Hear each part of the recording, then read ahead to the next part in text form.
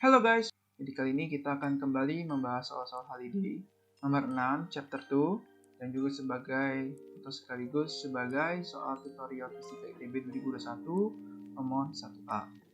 Oke, langsung aja kita masuk ke soalnya. Diberitahukan bahwa saat T sama dengan 0 sekon, sebuah partikel yang bergerak sepanjang sumbu X berada pada posisi X0 sama dengan minus 20 meter. Jika tanda pada kecepatan awal V0 dan percepatan A dari partikel tersebut adalah sebagai berikut. Di sini diberikan 4 kasus teman-teman. Yang pertama ada tandanya positif-positif, kemudian yang kedua adalah positif-negatif, kemudian yang ketiga adalah negatif-positif, dan yang terakhir adalah negatif-negatif.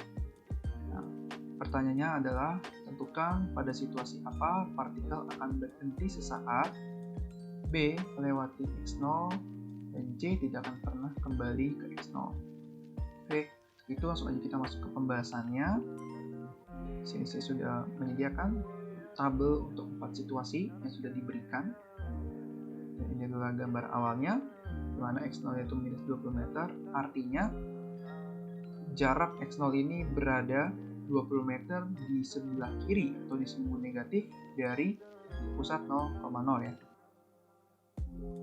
Dan di sini saya akan memberikan sebuah syarat tertentu atau syarat khusus untuk menyelesaikan soal ini. Kita harus tinjau dulu semua kasus dengan syarat bahwa nilai V0-nya itu tidak sama dengan 0 dan nilai dari percepatannya tidak sama dengan 0.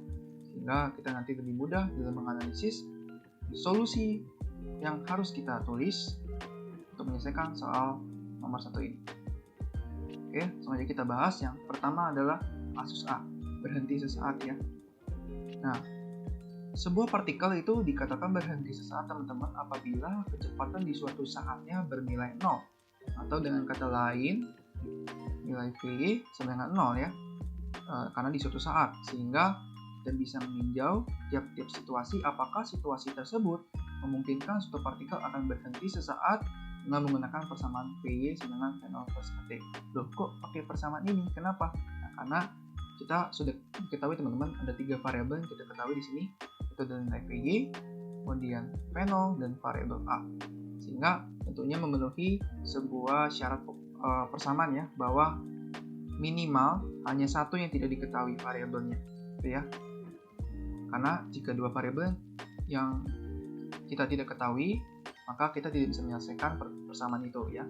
Oke, selanjutnya kita masuk ke pembahasannya ya. Sini kita tinjau dulu setiap kasus, bahwa kasus 1 itu kita menggunakan persamaan tadi yang sudah kita sepakati bersama, itu VY sama dengan V0 plus AT. Kita masukkan nilai V-nya itu 0 karena kita meninjau apakah benda tersebut atau partikel tersebut suatu saat akan berhenti sama dengan V0 plus AT. Nah, di sini kita harusnya sudah curiga ya teman-teman ya, bahwa nilai 0 sama dengan V0 plus AT itu mengindikasikan bahwa tidak akan ada persamaan yang memenuhi persamaan ini ya, 0 sama dengan V0 plus AT. Karena kita tahu teman-teman bahwa kita memenuhi ini dengan dengan syarat yang kita jalankan ya. Jadi dengan syarat khusus yang kita punya dan kita jalankan persamaan ini dengan lebih lanjut, kita akan mendapatkan bahwa nilai T-nya itu negatif V0 per A sekon gitu ya. Sehingga kita tentu tahu bahwa bukan solusi ini tidak ada ya. Untuk nilai negatif bukan, maksudnya T itu bukan sebuah solusi, tapi nilai T ini tidak make sense ya teman-teman, karena T bernilai negatif secara intuitif itu artinya T sebelum 0 sekon. Artinya kejadiannya itu terjadi sebelum titik acuan kita gitu ya, 0 sekon. Padahal titik acuan yang kita pakai itu adalah T setelah 0 sekon gitu ya, atau kejadian yang setelah titik itu berada di minus 20 meter ya. Ketika titik tersebut berada di titik minus 20 meter. Nah, kemudian kita tinjau teman-teman kasus 2. Nah, di kasus 2 ini kita sama menggunakan persamaan tadi sebelumnya, V sama dengan V0 plus AT, di mana nilai V-nya kita taruh 0, kemudian nilai V0 kita kasih positif, kemudian nilai percepatannya adalah negatif ya. Nah, kemudian kita bisa bisa memindaruaskannya salah satunya. Kita mencari persamaan T gitu ya.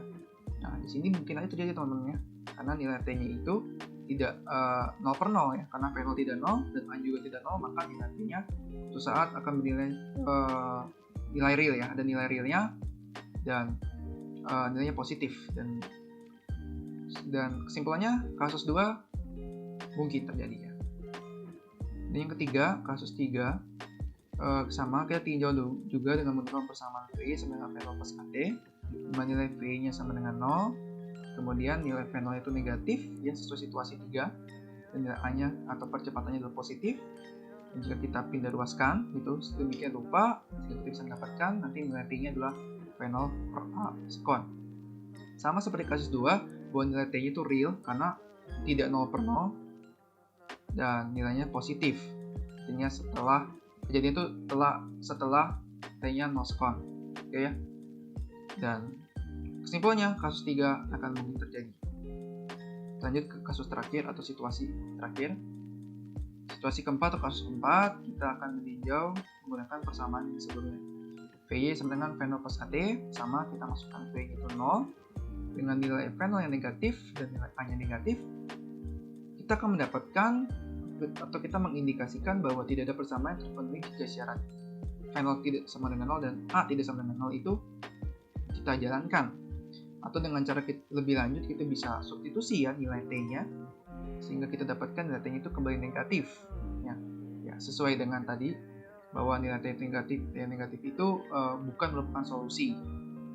Oke, kita lanjut sekarang. Artinya jawaban atau solusi dari nomor 1 bagiannya A itu adalah situasi 2 dan 3. Lanjut ke pertanyaan B dan pertanyaan C. Oke, pertanyaan B dan C itu adalah tentukan pada situasi mana partikel itu akan melewati kembali X0 dan atau tidak pernah melewati X0 ya, dan tidak pernah melewati X0 ya teman-teman. Nah, saya kembali memunculkan tabelnya biar lebih mudah teman-teman dalam menganalisis soalnya atau menganalisis solusinya juga. Di sini saya berikan kembali sebuah gambaran posisi awalnya dan syaratnya kembali kita berlakukan sehingga nanti kita bisa lebih mudah dalam menganalisis kemungkinan yang terjadi. Oke, situasi pertama teman-teman ya. Pada situasi ini partikel tuh mula-mula akan bergerak ke arah sumbu X positif. Ya, tentunya ke arah sumber X positif atau ke arah kanan teman-teman ya.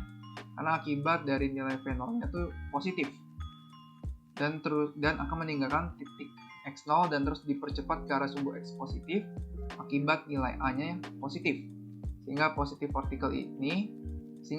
partikel ini terhadap waktu akan terus membesar ke arah sumbu X positif dan berhingga. Jadi dia mula-mula berada di titik X0, kemudian karena nilai V0 itu positif, dia akan terus bergerak ke arah kanan ya teman-teman. Jadi karena kecepatan dan percepatan itu adalah sebuah vektor gitu ya, besaran vektor artinya positif dan negatif itu menunjukkan sebuah arah.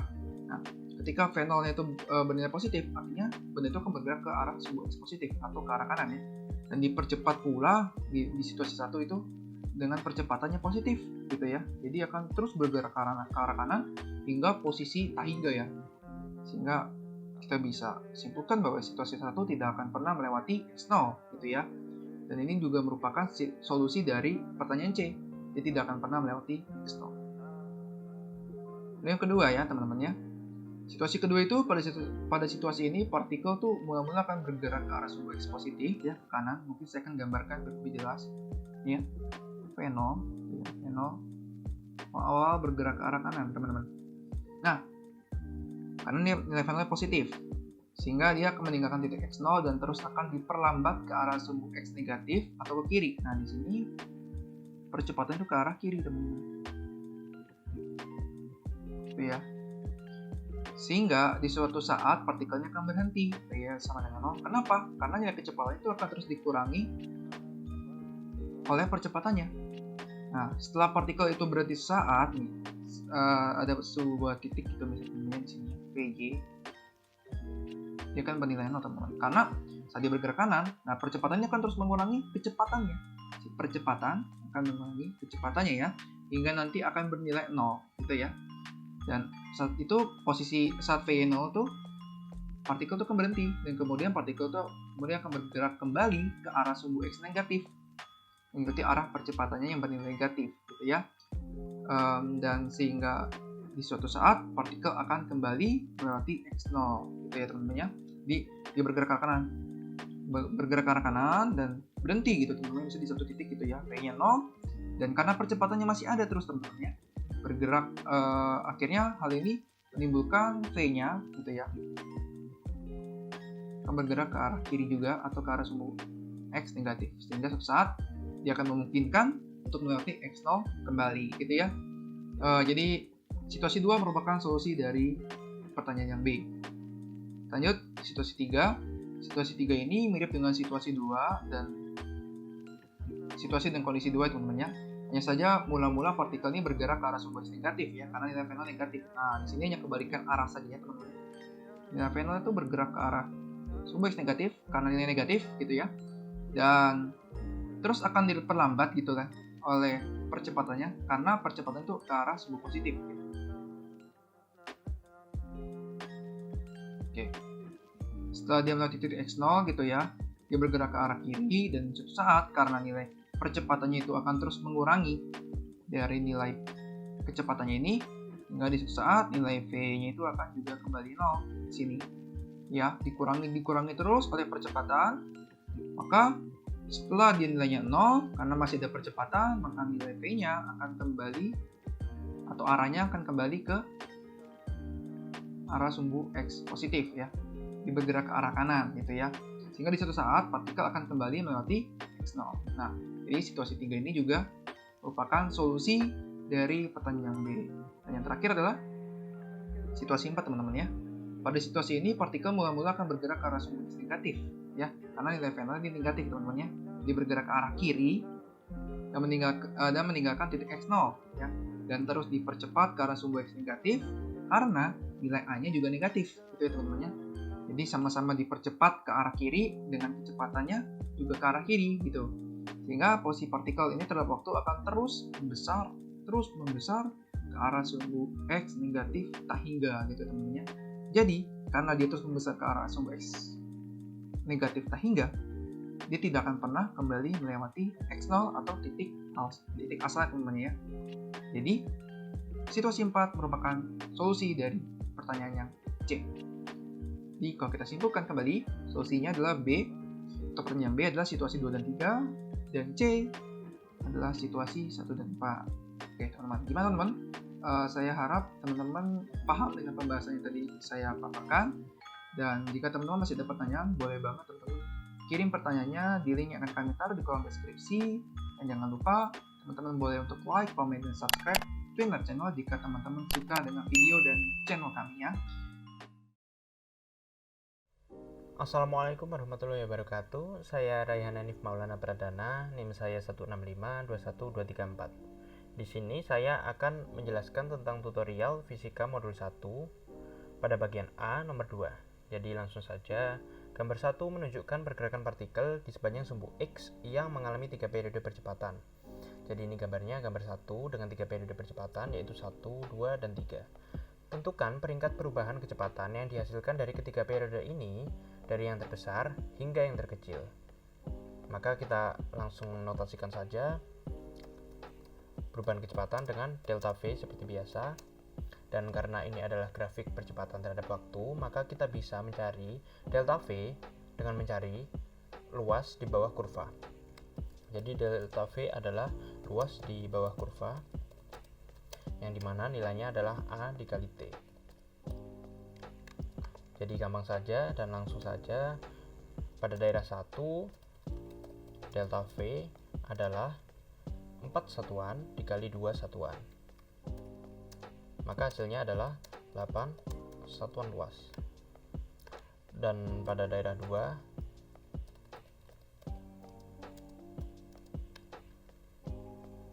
satuan dikali 4 satuan. Jadi nilainya sama dengan yang satu, daerah 1 adalah 8 satuan luas. Kemudian yang daerah yang terakhir yaitu daerah 3, delta V-nya adalah 1 satuan dikali 7 satuan. Jadi 1 kali 7 yang hasilnya adalah 7 satuan luas. Jadi di sini kita bisa simpulkan bahwa daerah 1 adalah sama dengan daerah 2 di mana keduanya lebih besar dari daerah 3. Assalamualaikum warahmatullahi wabarakatuh. Nama saya Adi Nugraha dengan NIM 1652121 dan saya akan menjelaskan bagian A nomor 3. Diketahui 3 vektor A, B, dan C dengan A plus B sama dengan C. Dan pertanyaannya, manakah dari pernyataan berikut yang mungkin benar? Kita memiliki beberapa pernyataan dari A sampai G dan kita akan menganalisisnya. Jadi sebelum melakukan analisis ini, saya akan menetapkan sebuah asumsi di mana vektor A, vektor B, dan vektor C tidak sama dengan 0. Kecuali diminta oleh soal selanjutnya. Kita akan mulai dengan pernyataan A. C sama dengan A plus B. Jadi ini kita dapatkan di bentuk yang sama dari soal. A plus B sama C. Jadi pernyataan A ini mungkin benar. Kemudian pernyataan B. C sama dengan A min B. Kita masukkan dulu pernyataan yang kita dapat dari soal. A plus B sama dengan C sama dengan A min B. Di sini kita eliminasi C.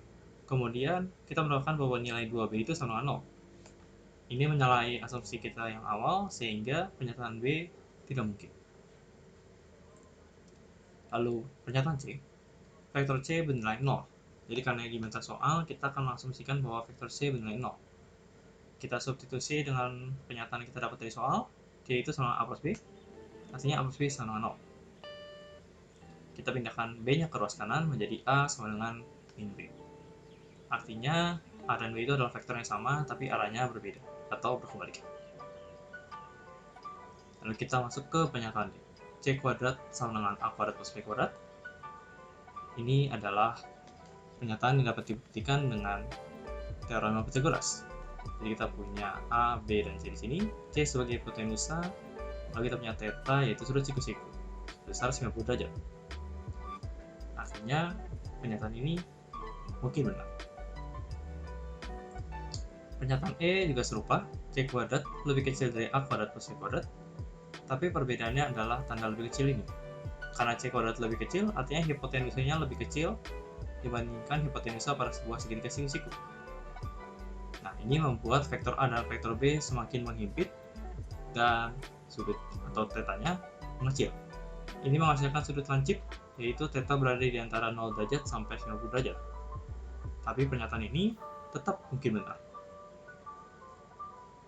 Lalu kita masuk ke pernyataan F, di mana C kuadrat lebih besar daripada A kuadrat plus B kuadrat. Di sini kita melihat tanda lebih besar, artinya C akan lebih panjang dibandingkan C pada segitiga siku-siku. Ini membuat sudut yang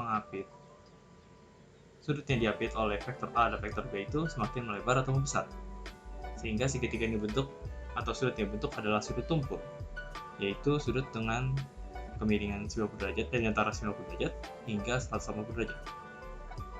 Nah, pernyataan ini mungkin benar. Lalu kita masuk ke pernyataan G, di mana C kuadrat sama dengan A kuadrat plus B kuadrat min 4AB. Untuk menganalisis pernyataan ini, saya akan menggunakan perkalian vektor, yaitu C sama dengan akar dari A kuadrat plus B kuadrat plus minus 2AB cos theta, di mana theta adalah sudut yang diapit oleh A dan B. Lalu kita sama-sama kuadratkan kedua ruas, yaitu C kuadrat sama dengan A kuadrat plus B kuadrat plus minus 2AB. Nilainya akan berbeda dengan 4AB, karena kita sudah mengasumsikan bahwa A dan B serta C tidak sama 0. Jadi, kembali ke pertanyaan. Untuk menjawab pertanyaan, manakah pernyataan tersebut yang benar atau mungkin benar? Kita menjawab bahwa pernyataan yang benar adalah A, lalu C, D, E, dan F. Pernyataan A, C, D, F mungkin benar. Sekian, Adi Nugraha 1652121. Terima kasih. Oke, halo semuanya. Saya Cikita Asanisa dengan NIM tertera. Saya akan menjelaskan bagian A nomor 4 dari tutorial 1 Fisika 1A. Nah, ini soalnya itu tentang graf parabola. Oke, jadi soalnya sebagai berikut. Dan di sini intinya kita disuruh membandingkan untuk kondisi A, B, dan C, itu kecepatan akhirnya itu siapa yang paling besar dan siapa yang paling kecil. Urutannya itu bagaimana? Oke, di sini untuk mempermudah kita menambahkan indeks posisi. Nah, 0 itu maksudnya awal, 1 itu maksudnya di posisi Y maksimum, dan 2 itu maksudnya di akhir atau pendaratan. Lalu pertama, kita harus meninjau V untuk masing-masing posisi. Kan tadi ada 3 indeks posisi. Jadi pertama kita meninjau vektor V0-nya dulu. Oke, gambarnya itu seperti ini. Dan dari soal itu kita dapat kalau pada tiap kondisi kecepatan awal dan sudut awal itu sama, sehingga hasilnya semua kecepatan awal di sumbu X, komponen X-nya maksudnya, untuk setiap kondisi itu sama. Dan kita anggap itu besarnya sama, yaitu sebesar Vx gitu. Lalu ini ilustrasinya untuk masing-masing kondisi. Lalu kita sekarang akan meninjau vektor V1 itu bagaimana. V1 ini kan di Y maksimum ya. Kalau posisinya di Y maksimum, besar Vy-nya itu harus sama dengan 0. Nah, jadi untuk masing-masing kondisi kita tahu kalau besarnya itu sama. Besar Vy-nya, V1Y-nya itu 0 meter per second. Nah, ilustrasinya seperti itu. Nah, sekarang kita akan meninjau V2 itu bagaimana. Vektor V2 itu, atau vektor pendaratan akhirnya. Nah, itu gambarnya untuk masing-masing itu seperti ini. Nah, karena kita disuruh membandingkan siapa yang besar paling besar hingga paling kecil, nah nanti kita harus melihat besar vektor V2 ini bagaimana ya.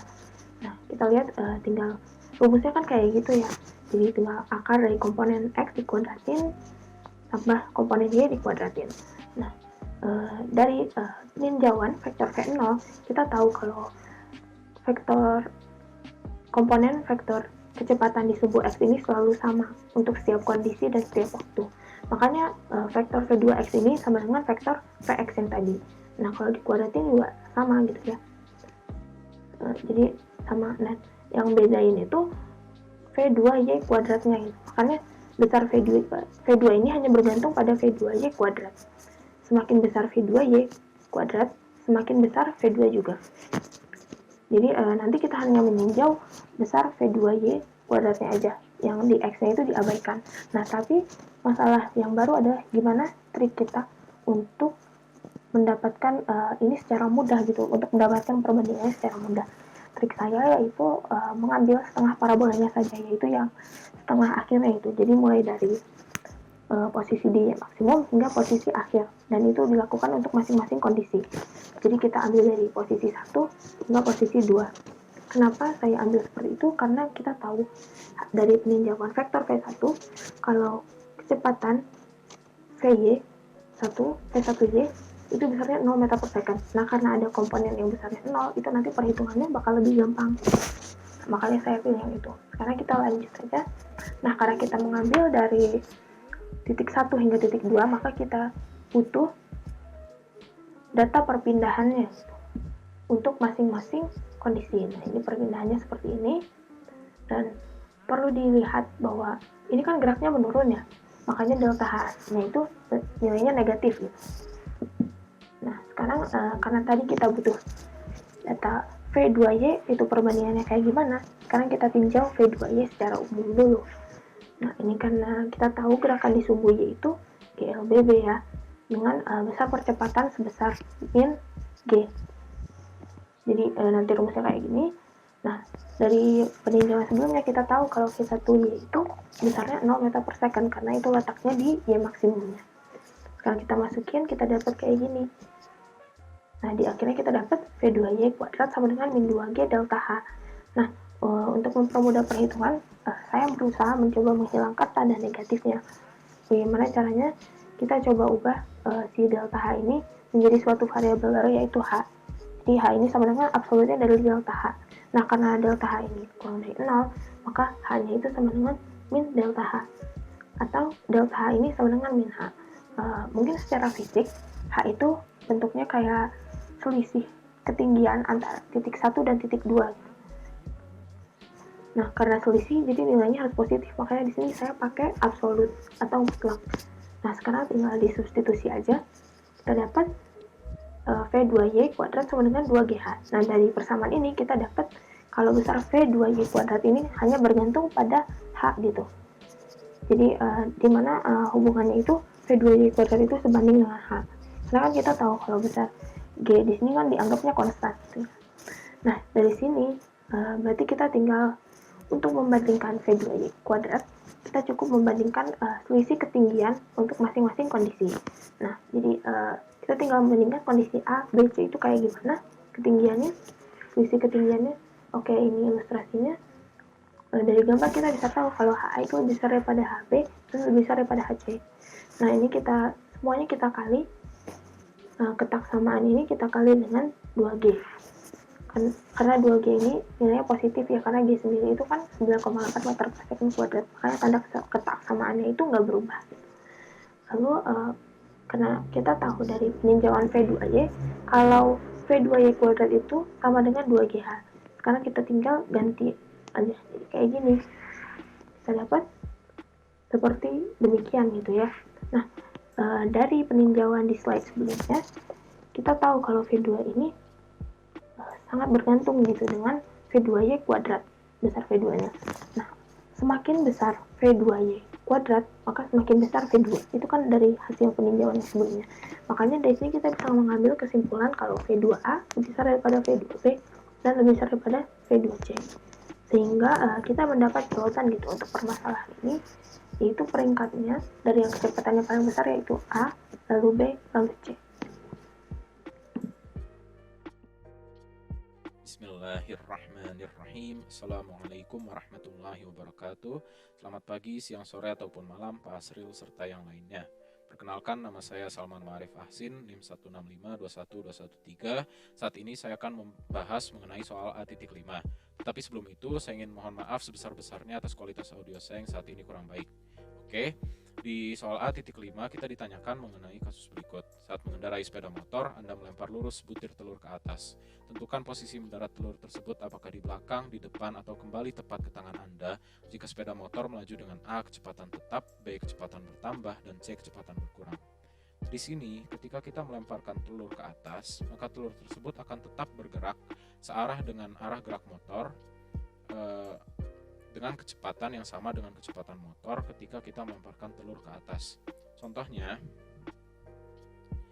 apabila motor bergerak ke arah barat dengan kecepatan 50 km per jam di saat kita melemparkan telur ke atas, maka ketika di udara telur tersebut akan tetap bergerak ke arah barat dengan kecepatan 50 km per jam.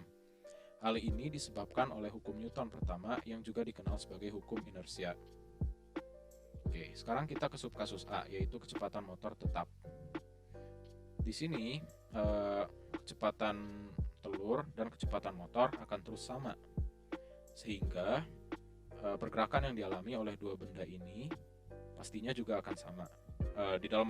Pergerakan yang dialami oleh dua benda ini di dalam waktu tertentu yang dibutuhkan oleh telur tersebut untuk kembali mendarat pastinya juga akan sama. Bila divisualisasikan dengan gambar, kurang lebih seperti ini. Karena pergerakan yang dialami oleh telur dan motor sama, maka telur tersebut akan kembali tepat ke tangan.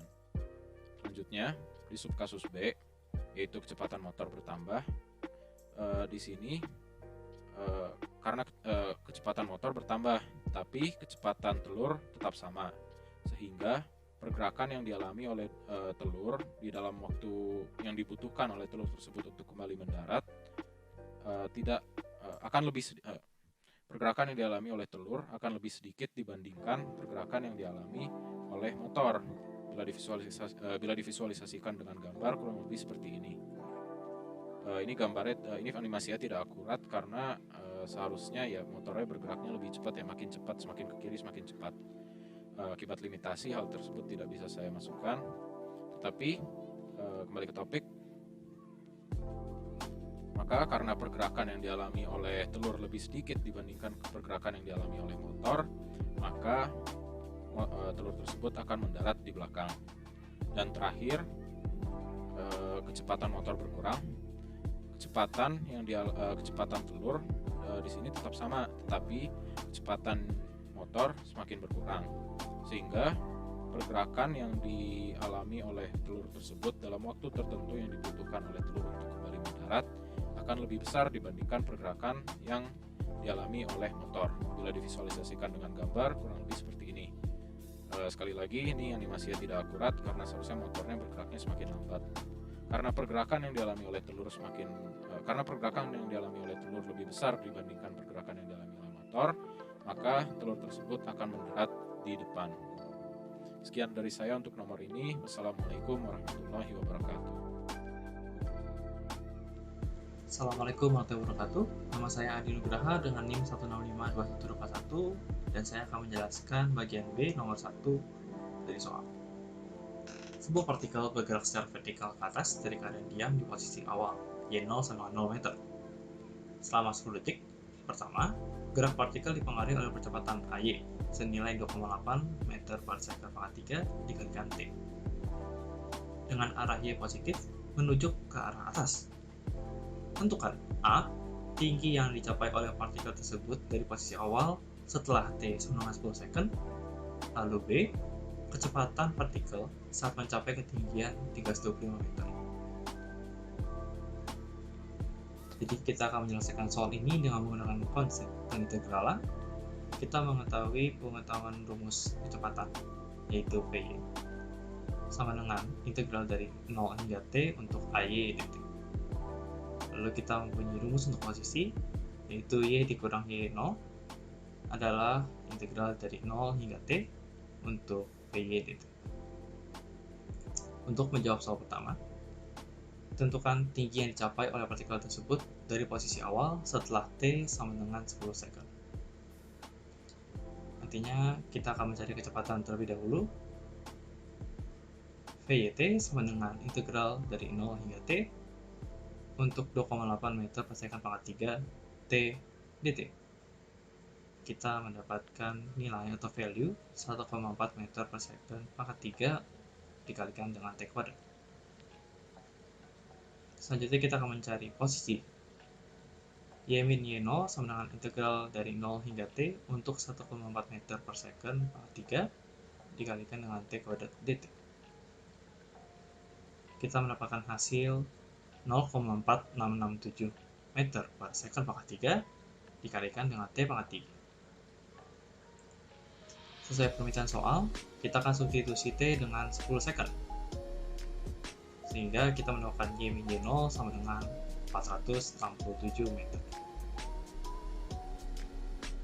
Lalu ke pertanyaan B. Kecepatan partikel saat mencapai ketinggian 325 meter. Jadi ketinggiannya kita sudah mendapatkan 325 meter, lalu kita akan mencari Vy. Artinya 325 meter sama dengan 0,4667 meter per second pangkat 3 dikalikan dengan T pangkat 3. Rumus ini kita dapatkan dari perhitungan sebelumnya. Dari rumus ini kita mendapatkan bahwa T sama dengan 8,864 second atau 8,864 detik. Untuk mencari Vy, kita menggunakan rumus yang sudah kita dapatkan sebelumnya juga, yaitu 1,4 meter per second pangkat 3 dikalikan dengan T kuadrat. Artinya kita mendapatkan 1,4 meter per second pangkat 3 dikalikan dengan 8,864 second kuadrat. Kita akan mendapatkan hasil sebesar 110 meter per second. Sekian, Adi Nugraha 1652121. Terima kasih.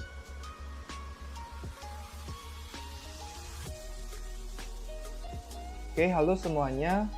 Kali ini saya akan membahas soal tutorial Fisika Dasar 1A TB tahun 2021, khususnya nomor 2 yang bagian B. Nah, sebelumnya izinkan perkenalkan nama saya Marcel Subekti, NIM saya 1652110 dan saya berasal dari kelas 17 Fisika Dasar TB. Kemudian kita akan masuk ke soalnya, saya akan membacakannya terlebih dahulu. Di sini sudah terdapat sebuah grafik yang direpresentasikan pada gambar 3 yang merupakan hasil pengamatan lompatan sebuah kutu yang dipublikasikan pada majalah Scientific American edisi November tahun 73. Nah, pada pengamatan tersebut kita akan melihat bahwa lompatan kutu itu hampir vertikal sempurna. Berdasarkan grafik, maka pertanyaannya adalah tentukan kapan percepatan kutu itu sama dengan 0. Kemudian yang B, berapa ketinggian maksimum yang dicapai kutu untuk sewaktu-waktu 0 sampai 2,5 milisekund. Kemudian yang C, percepatan kutu saat T itu 0,5, 1, dan 1,5 milisekon. Dan yang terakhir yang D adalah ketinggian kutu pada saat T-nya itu 0,5 milisekon, 1 milisekon, dan juga 1,5 milisekon. Nah, di sini soal ini sudah memberikan sebuah petunjuk atau clue di mana laju lompatan kutu itu mulai konstan di 1,3 milisekon dan sebesar 133 cm per sekon. Dan untuk selang waktu atau interval waktu di antara 0 sampai 1,3 milisekon, kurvanya itu atau kurva lajunya itu dapat dianggap sebagai kurva yang linear. Oke, itu kita perlu untuk menyusun ulang grafik laju kutu sesuai dengan petunjuk dalam soal, sehingga nanti kita bisa mendapatkan sebuah grafik seperti gambar di bawah ini. Oke, ini sudah saya buat sebuah grafik baru yang merepresentasikan sesuai dengan petunjuk dari soal nomor 2 ini. Pertama-tama, untuk menyelesaikan soal ini atau menyelesaikan pertanyaan-pertanyaan dari soal ini, saya akan mencari terlebih dahulu grafik dari atau fungsi persamaan kecepatan dari grafik laju kutu ini. Oke, itu saya akan mencari persamaan garis di antara waktu 0 sampai 1,3 milisekon dan juga waktu di atas 1,3 milisekon dengan menggunakan tentunya persamaan garis linear, yaitu Y min Y0 sama dengan Mx min 0. Oke, kita tinjau dulu untuk persamaan garis di antara 0 sampai 1,3 milisekon. Nanti kita bisa gunakan persamaan garisnya Y min 0 dengan delta V per delta T dikalikan T min 0 ya, dimana Y0 nya itu adalah titik awalnya di sini dan X0 nya itu juga di sini ya, jadi itu semuanya berada di titik 0,0 dan delta V per delta T itu adalah gradien. Oke, kita bisa mencari gradiennya dengan menggunakan delta V per delta T, di mana delta V itu mengartikan V2 min P1 per T2 min P1, di mana V2 nya itu di sini dan juga T2 nya di sini ya, jadi ini T2, ini V2, dan T1 dan V1 nya di titik 0,0, jadi titik acuan kita atau kerangkanya berada pada titik 0,0.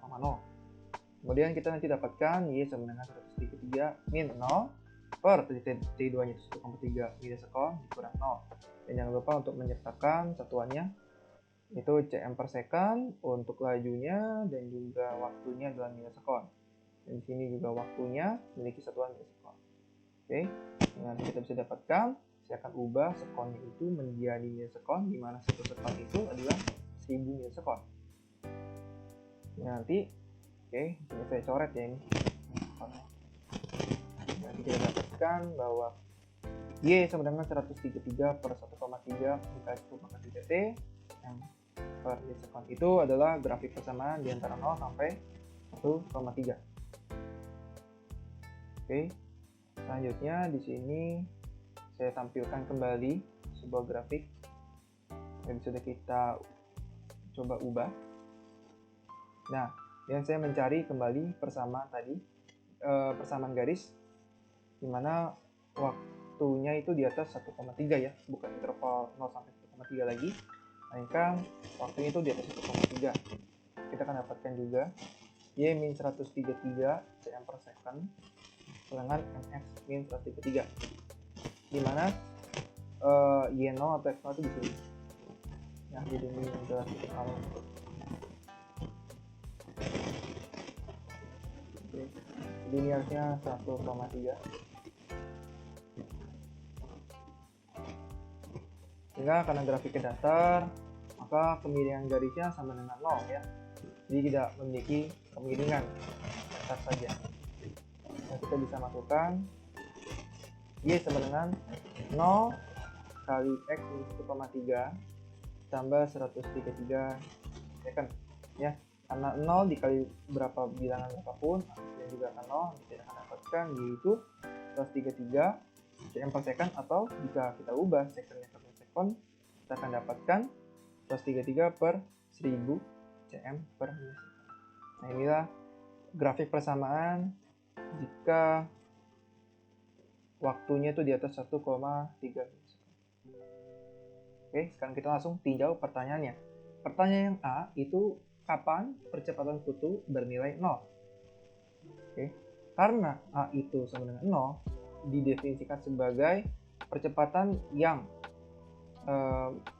menghasilkan sebuah kecepatan yang konstan gitu, atau A sama dengan 0 jika P konstan.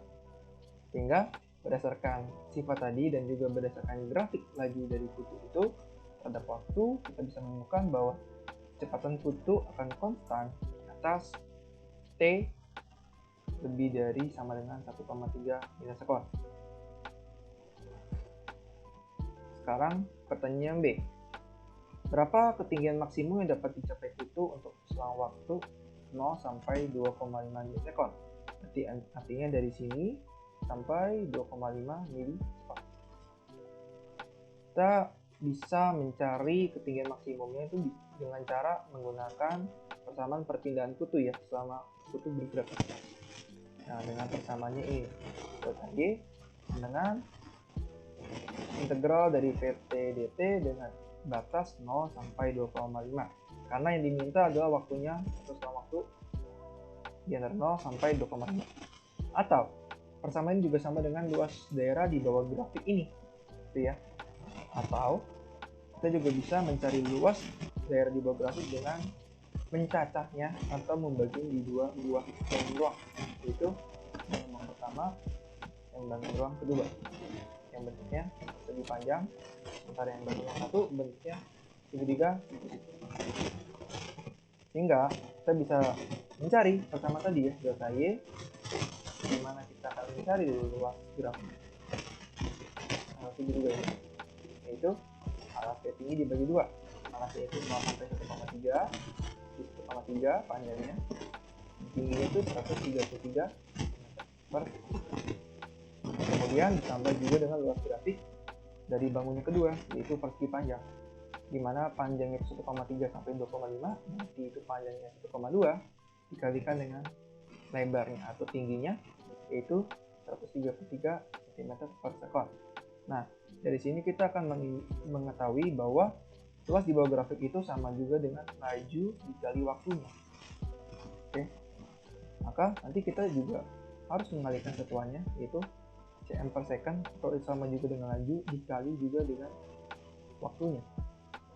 Sehingga nanti kita mendapatkan bahwa nilai dari delta Y ini itu adalah 246,05, di mana satuannya saya ubah second jadi second. Nanti kita bisa coret. Dan hasilnya adalah delta Y sama dengan 0,24605 cm. Inilah ketinggian maksimal mencapai si kutu itu dari waktu 0 sampai 2,5 milisekund. Oke, selanjutnya kita akan meninjau kembali. Ini grafiknya saya tambahkan kembali. Pertanyaan C itu adalah berapa percepatan kutu saat T sama dengan 0,5 milisekund, 1 milisekund dan juga 1,5. Nah, untuk mencari percepatan saat ini kita bisa menggunakan definisi dari percepatan saat, di mana percepatan saat itu didefinisikan sebagai turunan dari fungsi kecepatan dibagi dengan definisi saja untuk kecepatan terhadap waktu, sehingga untuk T di antara 0,5 milisekund dan juga T saat atau milisekund, saya ralat, kita bisa gunakan persamaan garis yang melalui dua titik tersebut, mana contohnya persamaan garis dari antara 0 sampai 3, gitu ya. Dia mewakili titik 0,5 dan 1. Nah, sehingga kita gunakan tadi persamaan garis tadi yang intervalnya 0 sampai 1,3, itu 133 per 1,3 per 1,3 T, dimana satunya adalah cm per menit. Kenapa saya ubah tadi itu cm per menit? Supaya nanti kita bisa mengintegralkannya untuk pertanyaan selanjutnya. Nah, jadi saya lanjut mengintegralkan, menurunkannya atau mendiferensialkannya itu A sama dengan turunan dari fungsi kecepatan tadi terhadap waktu, ya, dimana fungsi kecepatan tadi punya satuan cm per milisekon dan fungsi waktu atau turunan waktu itu juga punya satuan milisekon. Ya, nanti kita bisa dapatkan A itu kurang lebih 133 per 1,3 ya, kita yang bilang, dimana satuannya adalah cm per meter kuadrat, atau kurang lebih setara dengan 0,12308 cm per milisekon kuadrat. Atau kita juga bisa mengubahnya ke cm per sekon kuadrat, tergantung satuan yang kita inginkan, ya. Berarti kalau satuannya ini cm per s kuadrat, maka kita perlu mengkalikannya dengan itu, maka tinggal hasilnya seperti ini. Oke, selanjutnya yang tanya tadi adalah berapa percepatan kutu saat 1,5, berarti yang belum. Nah, untuk menjawab pertanyaan ini sesuai dengan pertanyaan yang A tadi, kita sudah tinjau bahwa percepatan kutu ketika T di atas 1,3 milisekon gitu ya, karena 1,5 sudah di atas 1,3 milisekon, maka nilai percepatannya itu 0 gitu ya. Jadi percepatan sesaat saat T-nya itu di atas 1,5 milisekon, nilainya adalah 0 cm per sekon kuadrat. Kemudian pertanyaan terakhir adalah berapa ketinggian kutu pada saat T sama dengan 0,5 milisekon, kemudian 1 milisekon, dan juga 1,5 milisekon. Oke. Untuk mencari perpindahan ketinggian kutu ini tadi sama, kita bisa menggunakan persamaan ini. Delta Y sama dengan integral dari fungsi kecepatan terhadap waktu, di mana batasnya dari 0 sampai T tertentu ya, atau waktu tertentu. Nah, untuk T sama dengan 0,5 milisekon, kita akan menggunakan persamaan ini ya. Delta Y sama dengan integral dari 0 sampai T, fungsi waktunya adalah 0,5 milisekon, dan fungsi kecepatannya adalah 133 per 1,3 kali 10⁻³ T kali dt. Saya menggunakan persamaan ini karena 0,5 itu atau waktu saat di 0,5 itu berada pada garis VY yang direpresentasikan oleh interval waktu antara 0 sampai 1,3 tadi, yang ini. Oke. Yang ini. Maka nanti kita bisa dapatkan gitu ya.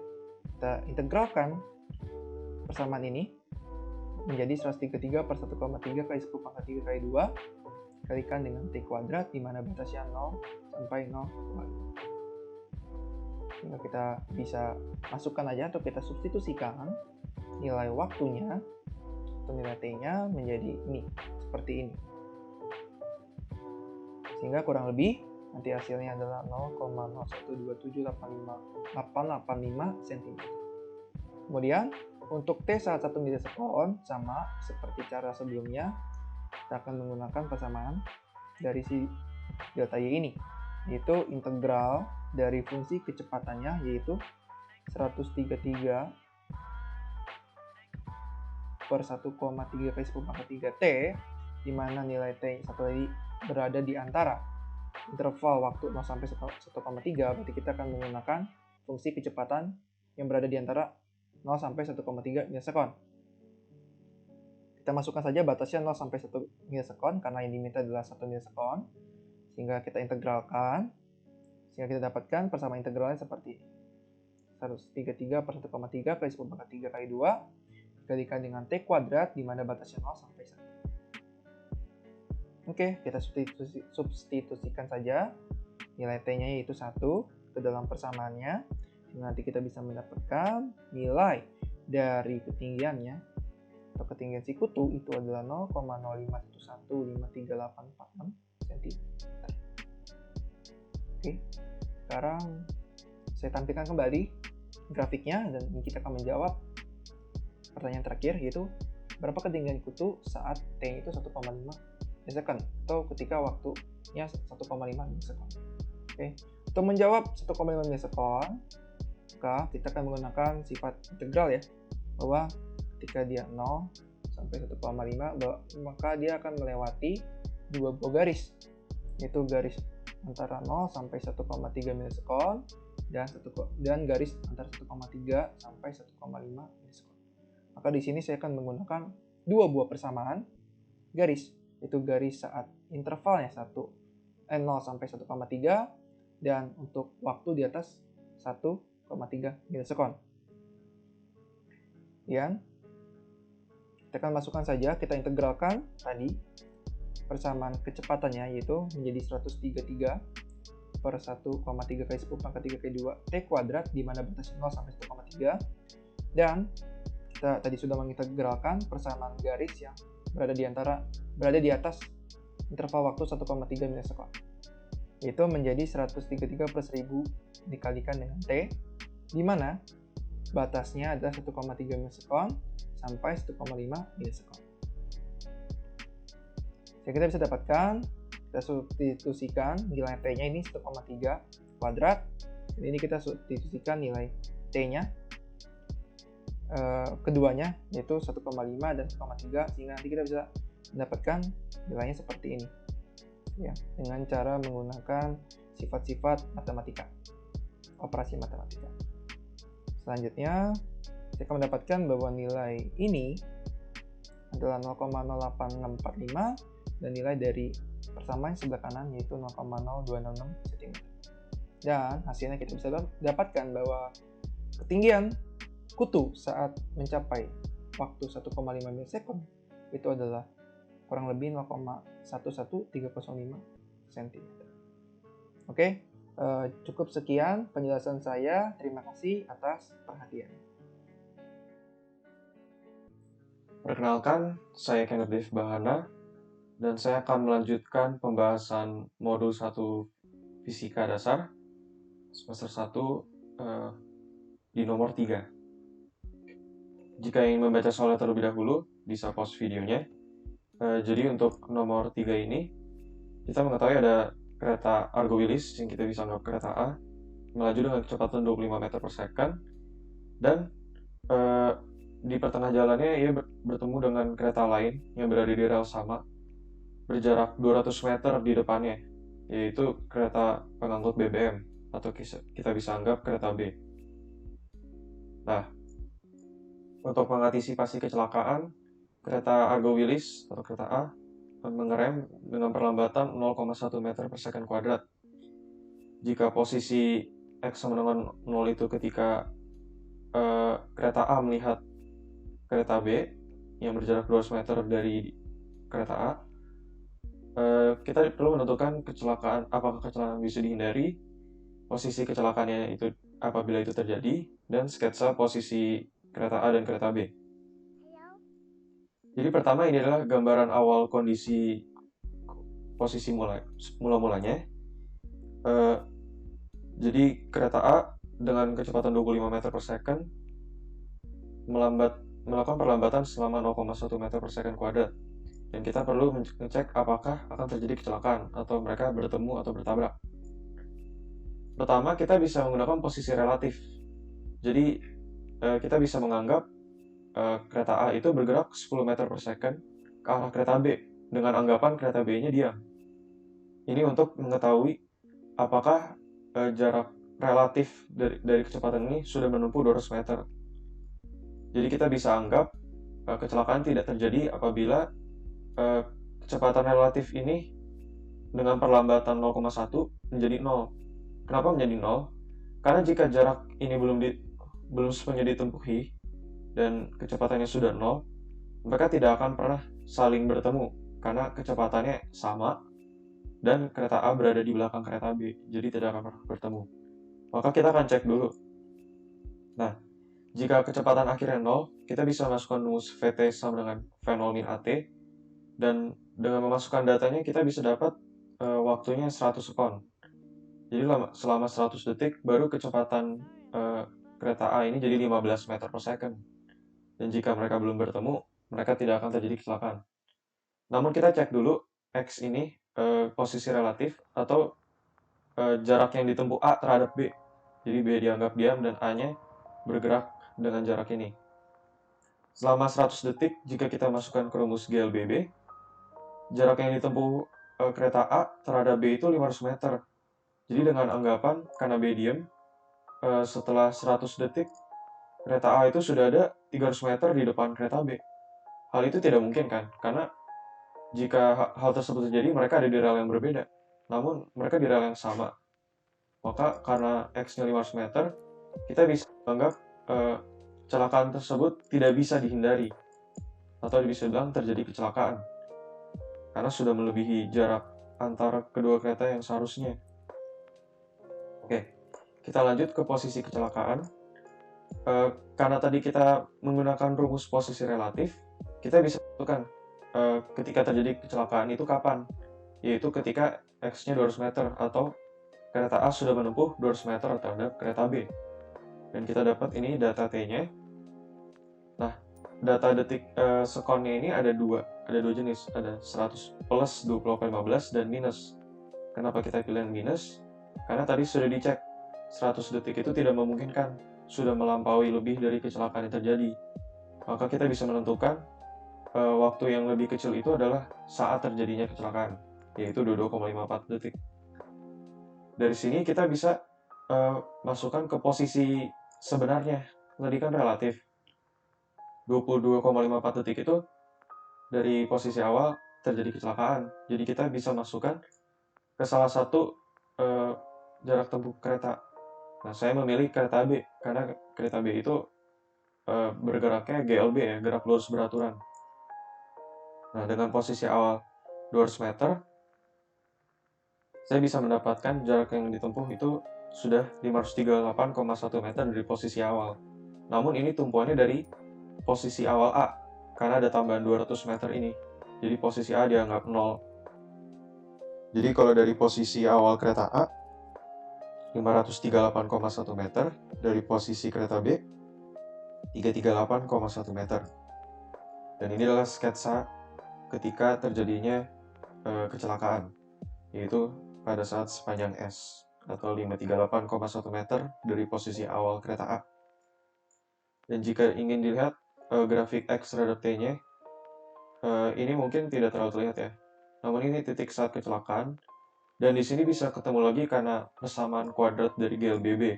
Namun grafik dari sini sampai sini itu sudah tidak mungkin ya, karena pada titik ini sudah terjadi kecelakaan. Jadi mungkin kedua kereta berhenti atau keluar dari rel dan sebagainya. Yaitu jika ingin dilihat lebih dekat ketika di sini. Nah, ini adalah sketsa posisi dari lokomotif kereta A dan kereta B tadi, yaitu kereta BBM dan Argo Wilis. Sekian penjelasan dari nomor 3, akan dilanjutkan pembahasan nomor 4. Assalamualaikum warahmatullahi wabarakatuh. Perkenalkan, nama saya Karisa Zahrani Putri, NIM 165-21269. Pada video ini saya akan membahas tutorial fisika nomor 4B.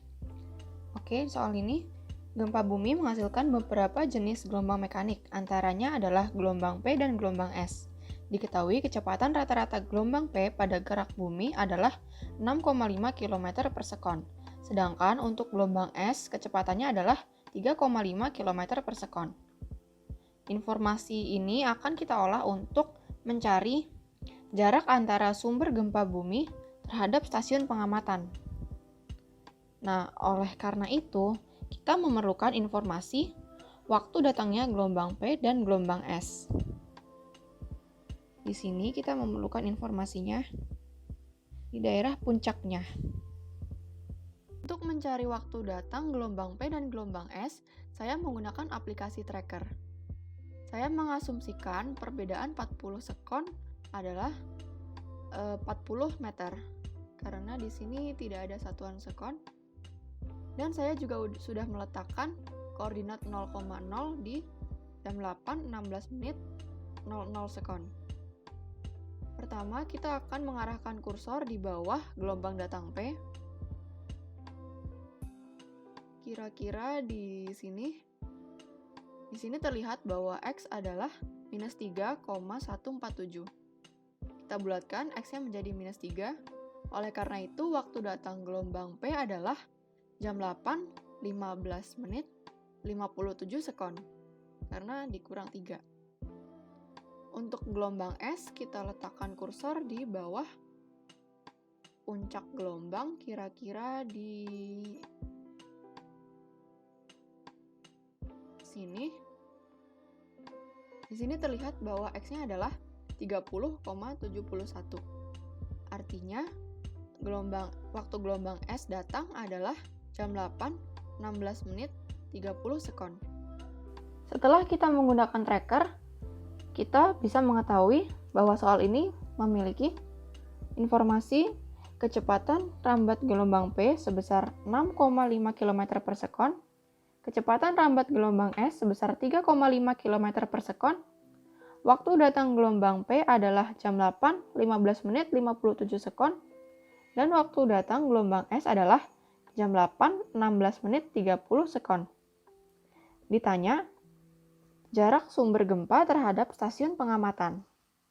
Maka dapat kita jawab dengan pertama, kita akan mencari selisih waktu datang gelombang S dan gelombang P.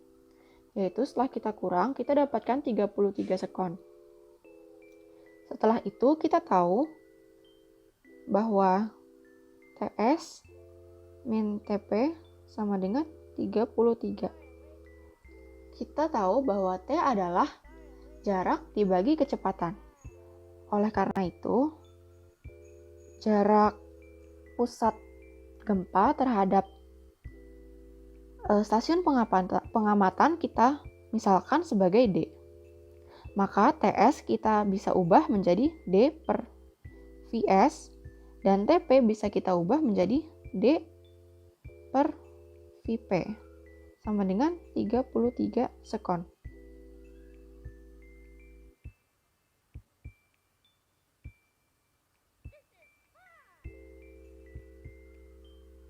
Satu per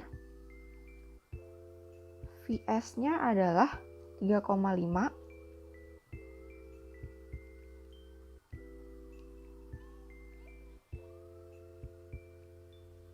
dan VP-nya adalah 6,5.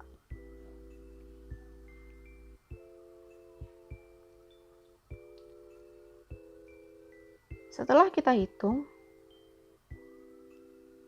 kita bisa mendapatkan bahwa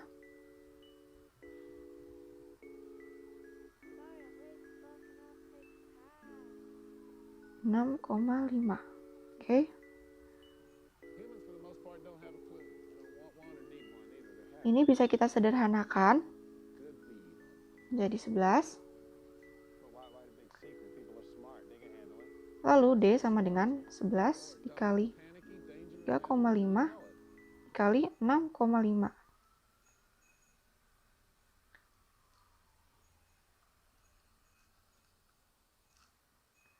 Kita dapatkan D-nya adalah 250,25 km. Oleh karena itu, dapat kita simpulkan bahwa jarak dari pusat sumber gempa terhadap stasiun pengamatan adalah sejauh 250,25 km. Halo semuanya, saya Rayhan Hanif Maulana Pradana dengan NIM 165212344. Kali ini saya akan menjelaskan tutorial fisika dasar modul 1 bagian B untuk nomor 5. Permainan Mario Bros versi terbaru menggunakan kerangka koordinat Cartesius 3D sebagai media visualisasinya.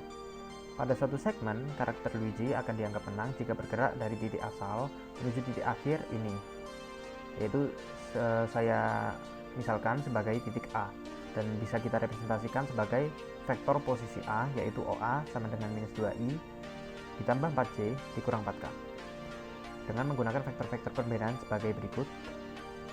Kemudian jika Luigi jatuh ke posisi ini yang saya misalkan sebagai titik B, dan juga kita bisa representasikan sebagai vektor posisi B, yaitu OB sama dengan minus 5i dikurang c dikurang k, atau jatuh ke posisi ini yang saya misalkan sebagai titik C, yang juga bisa kita representasikan sebagai vektor posisi C, yaitu OC sama dengan minus 5i.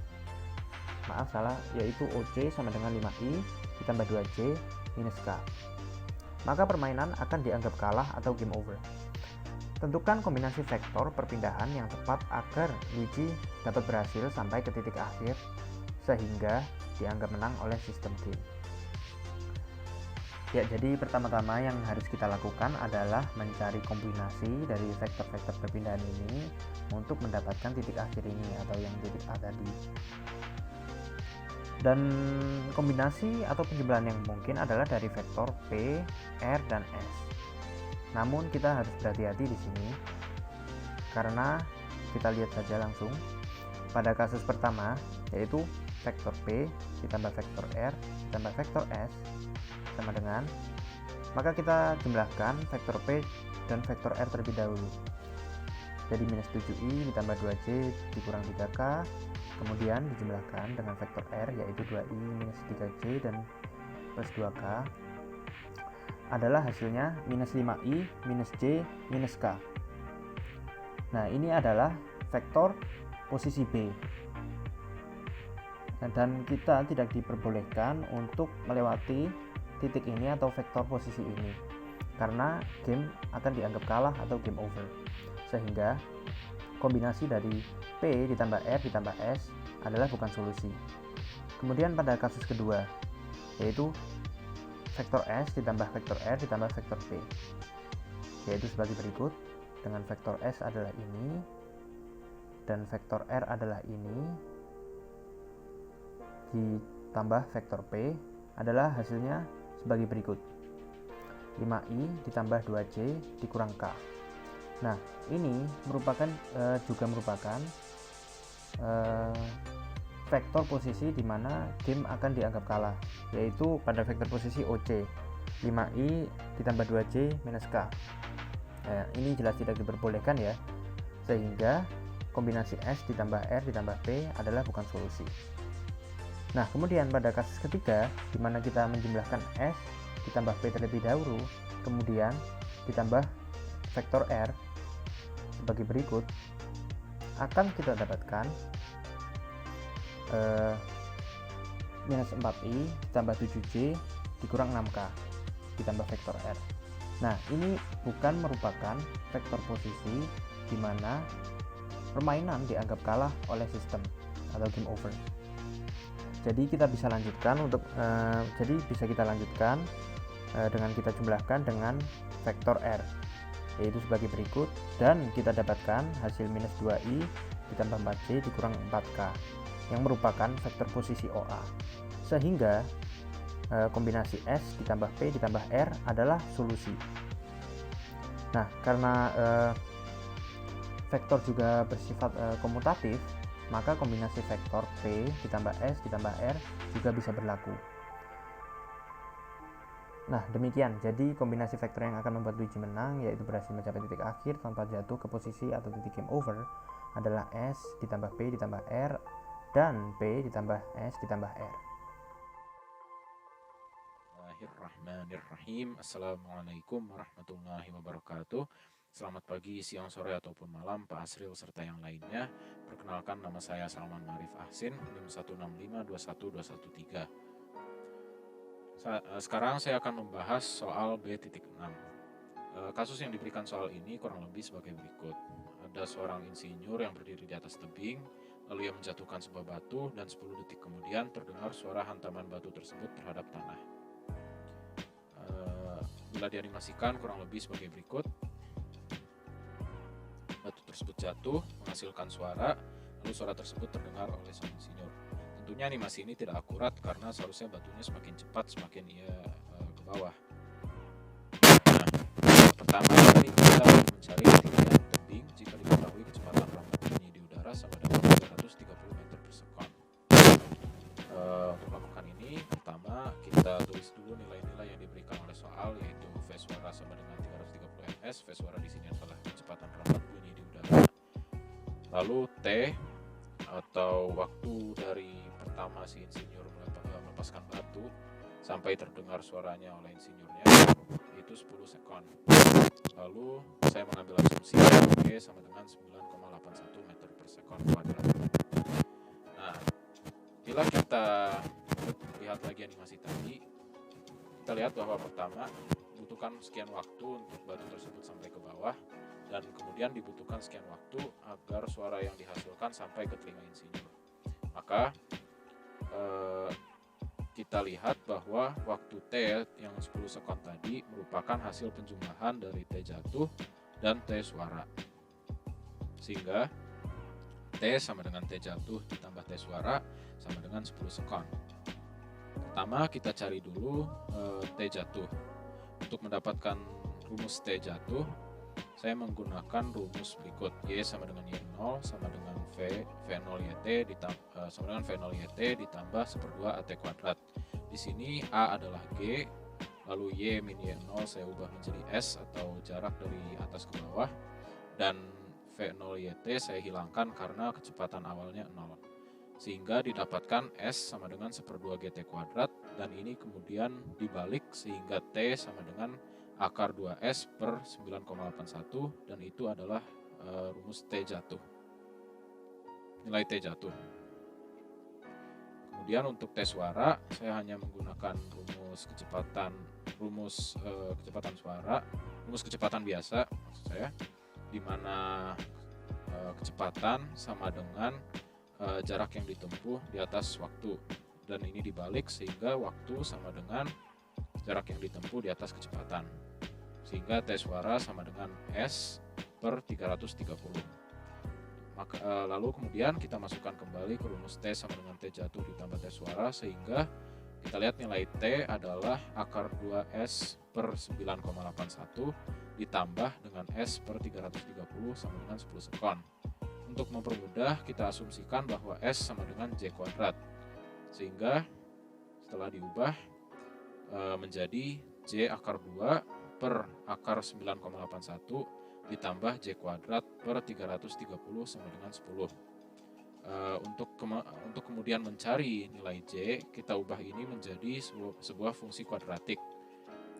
Fungsinya yaitu 1 per 330 J kuadrat ditambah akar 2 per akar 9,81 J dikurang 10 sama dengan 0. Setelah kita melakukan ini, kita masukkan nilai-nilai tersebut ke dalam rumus ABC, di mana 1 per 330 adalah nilai A, akar 2 per akar 9,81 adalah nilai B, serta min 10 adalah nilai C. Bila kita masukkan ke dalam rumus ABC, kita mendapatkan bahwa J adalah 19,58 atau min 168,60. Karena jaraknya tidak negatif, saya memutuskan untuk mengambil nilai 19,58. Nah, karena tadi S adalah J kuadrat, maka J ini saya kuadratkan sehingga didapatkan S adalah 383,38 meter. Sehingga tinggi tebing dari sini hingga sini adalah 383,38 meter. Kemudian untuk B, kemudian kita ditanyakan perbedaan ketinggian yang didapat jika efek perambatan suara pada poin A tidak dihitung. Untuk menghitung ini, maka T hanya sama dengan T jatuh, yang sama dengan akar 2S per 9,81 sama dengan 10 sekon. Untuk ini hanya perlu kita balik rumusnya. Pertama, akarnya kita pindahkan ke kanan sehingga menjadi kuadrat. 100-nya jadi 10 dikuadratkan menjadi 100, lalu 9,81 kita pindahkan ke kanan sehingga menjadi 981, dan 2-nya kita pindahkan ke kanan juga sehingga 981 dibagi 2 dan hasilnya 490,50 meter. Untuk perbedaan ketinggiannya, maka 490,50 meter kita kurangkan dengan 383,38 meter, dan hasilnya perbedaannya adalah 107,12 meter. Sekian dari saya. Wassalamualaikum warahmatullahi wabarakatuh. Halo, nama saya Anthony dari kelompok 3, dan hari ini saya akan menjelaskan soal bagian B nomor 7. Diketahui soalnya pada tahun 2013 angin topan Haiyan telah mengakibatkan bencana dan kerugian harta benda pada negara-negara Pasifik Barat laluinya. Angin topan ini berputar terhadap suatu mata atau sumbu yang jarak rata ke arah terluarnya adalah 5 km. Dari catatan meteorologi diketahui kecepatan linear maksimum dari topan harian ada 315 km per jam. Tentukan A. Banyaknya putaran maksimum yang dilakukan oleh awan telur angin topan harian dalam waktu 1 jam. Dan B. Percepatan radial maksimum dari awan terluar angin topan harian dalam 1 kelipatan percepatan bumi. Jadi yang nomor 7 bagian A, diketahui rumusnya ada V sama dengan 2pi kali R per T. Tapi nomor 7A tuh yang ditanya tuh T-nya. Jadi kita buat lagi T sama dengan 2pi kali R per V. Yang bisa diketahui bahwa R-nya radiusnya itu sama dengan 85.000 meter dan V-nya itu 87,5. 87,5 ini kita bisa mendapatkan dari 315 dibagi 3,6. Maksudnya itu dari jamnya dibagi 1000. Kita hitungnya kan dari kayak meter per second. Jadi kayak sekarang ini kan 315 km per jam. Jadi kita mau cari V-nya dengan cara 315 dibagi 3.600. Baru nanti sudah mendapat hasilnya bagi 1000. Maka mendapatkan hasil 87,5. Baru setelah dikaliin dan mendapatkan hasil 6100,57 second, yang kalau kita ubahkan jadi jam itu mendapat 1,69 jam. Lalu mencari nref-nya yaitu yang tadi tanya putaran maksimum yang dilakukannya. Itu rumusnya 1 per T, di mana 1 per yang T tadi itu 1,69. Maka mendapatkan hasil 0,59 ref per hour. Baru yang B. Yang B tadi ditanyanya percepatan radial maksimumnya. Jadi arat sama dengan V kuadrat per R. V kuadrat per R. V-nya tadi yang 87,5 per R-nya tadi adalah 85. Maka kita mendapatkan hasil 9,01 kali 10 pangkat min 2, atau kita ubah sedikit lagi menjadi 9,19 kali 10 pangkat min 3 G. Assalamualaikum warahmatullahi wabarakatuh. Saya Ibu Tisna, NIM 165 akan menjelaskan soal tutorial fisika dasar 1A modul 1 bagian B nomor 8. Diketahui sebuah partikel bergerak pada bidang XZ dengan vektor kecepatan V, alfa min beta T kuadrat I plus gamma TK, dengan alfa 2,4 meter per sekon, beta 1,6 meter per sekon kubik, dan gamma 4 meter per sekon kuadrat. Saat T0 sekon, partikel tersebut berada pada titik O 0,0. Tentukan A. Terposisi dan percepatan partikel sebagai fungsi dari waktu. B. Ketinggian partikel saat melewati X0 meter untuk pertama kalinya setelah T0 sekon. Untuk solusinya, yang A. Vektor posisi sebagai fungsi dari waktu didapatkan dengan vektor posisi awal plus integral dari vektor kecepatan dengan batas bawah 0 dan batas atas T di T. Pada T0 sekon, X00 meter dan Z00 meter diperoleh vektor posisi sebagai fungsi dari waktu alfa T min beta per 3T kubik I plus gamma per 2T kuadrat K. Untuk R0 sama dengan 0 karena tidak memiliki resultan. Kemudian untuk vektor percepatan partikel sebagai fungsi dari waktu didapat dengan cara menurunkan vektor kecepatan terhadap waktu, sehingga diperoleh N2 beta TI plus gamma K. Untuk yang B, pada posisi X0 meter diperoleh alfa T min beta per 3 T kubik sama dengan 0. Kemudian T kuadrat sama dengan 3 alfa per beta. Kemudian substitusi T kuadrat ke persamaan posisi Z, sehingga diperoleh Z sama dengan gamma per 2T kuadrat sama dengan 3 alfa gamma per 2 beta. Kemudian kita masukkan nilai masing-masing alfa, gamma, dan beta ke persamaan hingga diperoleh Z sama dengan 9 meter atau ketinggian partikel tersebut. Sekian dari saya. Mohon maaf apabila terdapat kesalahan. Wassalamualaikum warahmatullahi wabarakatuh. Baik, Assalamualaikum warahmatullahi wabarakatuh. Perkenalkan, nama saya Fawasti Rasendria dengan NIM 165-21262 dan saya yang akan menjelaskan solusi dari soal nomor 9 bagian B. Baik, langsung saja. Soal nomor 9 ini berbunyi seperti ini. Seekor belalang melompat ke udara dari tepi tebing vertikal seperti yang ditunjukkan pada gambar 5. Dari informasi pada gambar tersebut, tentukan A. kecepatan awal belalang dan B. tinggi tebing. Nah, jadi soal ini cukup simpel ya, karena tidak banyak informasi di paragrafnya, melainkan dari gambar ini. Jadi yang perlu dilakukan hanyalah menganalisa gambarnya ini. Nah, dari gambar ini jelas ya terlihat bahwa loncatan belalang dari tepi tebing ini sampai terjatuh itu membentuk gerak parabola. Nah, sebelum menyelesaikan soalnya dengan perhitungan, saya ingin menuliskan kembali soalnya dengan poin-poin supaya lebih mudah. Pertama, yang diketahui dari soal ada tinggi loncatan belalang dari posisi awal hingga posisi tertinggi atau titik puncak loncatan belalang. Nah, ini saya namakan dengan H0. Kemudian ada X atau sejauh apa loncatan belalang ditinjau dari sumbu X. Dari posisi awal ini ke posisi akhir ini bernilai 1,06 meter.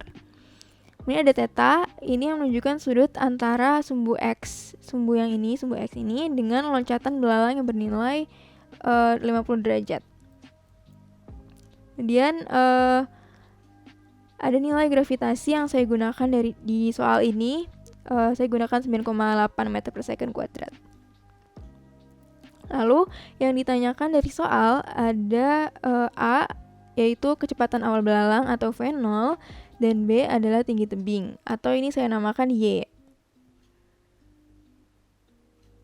Nah, setelah menuliskan kembali soal, kita bisa langsung ke tahap penyelesaian menggunakan perhitungan gerak parabolik.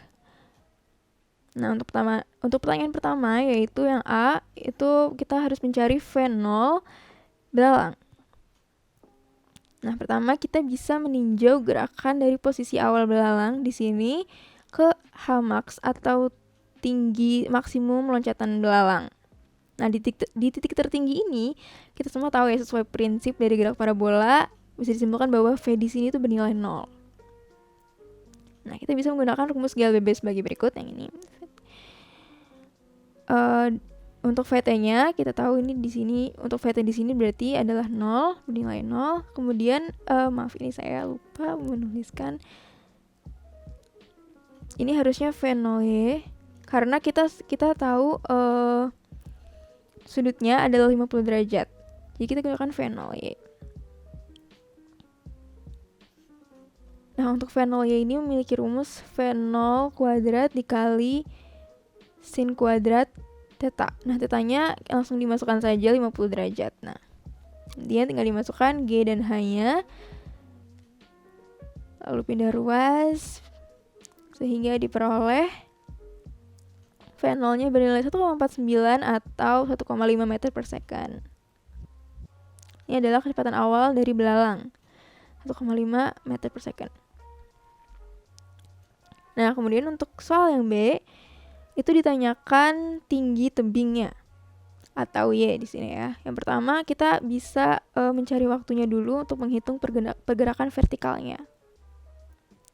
Dengan rumus pergerakan horizontal X sama dengan V0 cos theta T, kita bisa memperoleh bahwa T adalah 1,1 second atau waktu yang dibutuhkan belalang itu adalah 1,1 second. Dan kita bisa masukkan T ke rumus berikut sehingga diperoleh Y itu sama dengan min 4,59. Nah, kenapa nilainya min? Kenapa nilainya negatif? Itu karena kita mengacu pada sumbu X. Sumbu X di sini. Sehingga nilai yang di bawah dari sumbu X ini bernilai negatif. Nah, oleh karena itu kita bisa menghilangkan negatifnya sehingga diperoleh tinggi tebing yaitu sejauh 4,6 meter. Nah, sekian untuk nomor 9. Kurang lebihnya mohon maaf. Wassalamualaikum warahmatullahi wabarakatuh.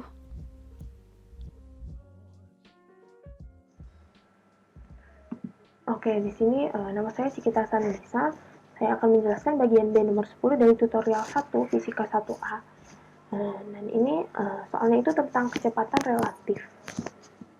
Oke, jadi ini soalnya, dan di sini untuk mempermudah, saya akan menambahkan indeks, yaitu Mbappe itu M, bola itu B, tanah itu G.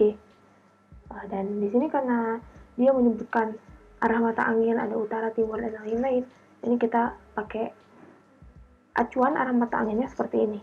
Dan di sini saya menyamakan timur itu jadi sumbu I topi dan utara itu jadi sumbu J topi. Itu untuk mempermudah perhitungan karena kita bakal pakai komponen vektor untuk menghitung. Nah, dari diketahui yang di board pertama itu kita tahu ada VMG sebesar 8 M per S ke arah utara. Lalu yang kedua, untuk mempermudah perhitungan, kita ubah VMG ini jadi vektor komponen, yaitu 8 meter per second J topi. Lalu yang kedua itu ada kecepatan yang membentuk sudut gitu. Nah, ini besarnya 12 meter per second. Namanya itu VBG. Jadi ini V bola terhadap tanah. Dan arahnya 37 derajat ke timur dari utara. Jadi dari utaranya itu 37 derajat, tapi beloknya ke arah timur. Makanya bentuknya kayak gini. Dan ini kalau diproyeksikan itu ada VBGX dan VBGY. Nah, kita uraikan jadi vektor komponen itu jadi seperti ini.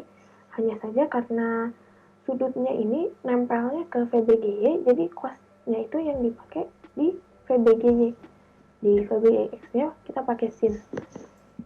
Nah, kita tinggal ngitung aja. Lalu kita dapat VBG-nya itu 7,2 meter per second I topi tambah 9,6 meter per second J topi. Nah, dan yang ditanya itu kecepatan bola relatif terhadap Mbappe, besar dan arahnya gitu. Jadi besar dan arah dari vektor VBM. Nah, dari kecepatan relatif kita tahu besar vektor VBG sama dengan vektor VBM ditambah vektor VMG. Hanya saja kan di sini kita punyanya vektor VBG dan vektor VMG, dan kita itu mencari vektor VBM, jadi kita tinggal pindah ruas aja, jadinya kayak gini. Lalu kita tinggal masukin data dari diketahui. Nah, kayak gini kita dapat vektor VBM ini 7,2 meter per second I topi ditambah 1,6 meter per second J topi. Nah, tapi di soal dia itu minta vektornya itu dalam bentuk besar dan arah. Jadi kita harus mencari besarnya dulu pertama.